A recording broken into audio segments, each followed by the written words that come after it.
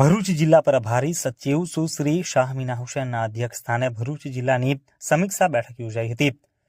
ભરૂચ જિલ્લા પ્રભારી સચિવ સુશ્રી શાહમીના હુસૈનના અધ્યક્ષતામાં જિલ્લા આયોજન ભવન ખાતે વહીવટી તંત્રની કામગીરી, જિલ્લાના અગત્યના પ્રશ્નો તેમજ લોક ઉપયોગી યોજનાઓની સમીક્ષા બેઠક યોજાઈ હતી।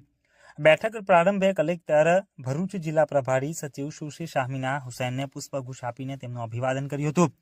જિલ્લા પ્રભારી સચિવ શાહમીના હુસૈને વહીવટી તંત્રને અગત્યના પ્રજાલક્ષી કામોને અગ્રિમતા આપવા સૂચના આપી હતી।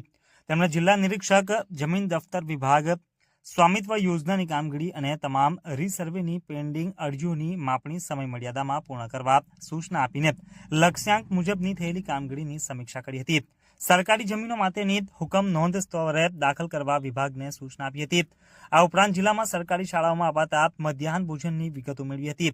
તેમણે જિલ્લા આયોજન વિભાગ પાસેથી વાલિયા ખાતે અદ્યતન સુવિધાઓથી સજ્જ થનાર પશુ આરોગ્ય કેન્દ્રને લગતી તમામ બાબતો વિગતો મેળવી જરૂરી માર્ગદર્શન આપ્યું હતું।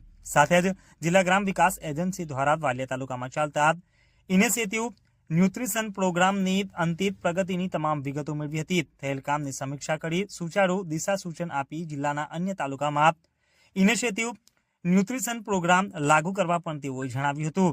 આ બેઠકમાં જિલ્લા કલેક્ટર ગૌરાંગ મકવાણા, જિલ્લા વિકાસ અધિકારી યોગેશ કાપશેત, જિલ્લા પોલીસ વડા મયુર ચાવડા, નિવાસી અધિક કલેક્ટર એનઆર ઢાંઢલ, પ્રાયોજના વહીવટદાર, જિલ્લા ગ્રામ વિકાસ એજન્સીના નિયામક નૈતિકા પટેલ, પ્રાંત અધિકારી મનીષા મનાણી, જિલ્લા આયોજન અધિકારી, કાર્યપાલક ઇજનેર, માર્ગ અને મકાન વિભાગ, જિલ્લા આરોગ્ય અધિકારી સહિત સંબંધિત વિભાગના અમલીકરણ અધિકારીઓ ઉપસ્થિત રહ્યા હતા। સાંજે 5 કલાકે આ બેઠકનું સમાપન કરાયું હતું।